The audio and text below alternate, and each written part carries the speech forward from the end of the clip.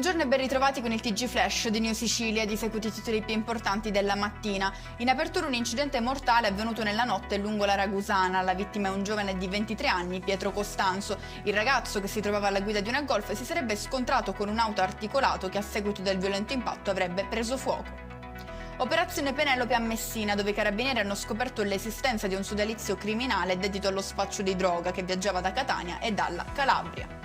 Sospese 4 aziende nel Palermitano con 14 lavoratori in nero, 4 dei quali erano minori senza permesso di soggiorno. E adesso ci spostiamo a Catania con l'arresto di un 41enne accusato di maltrattamenti aggravati nei confronti dell'ex compagna. In uno degli episodi più recenti si è presentato a casa della donna con una bottiglia di benzina, urlando e minacciando di volerla bruciare viva.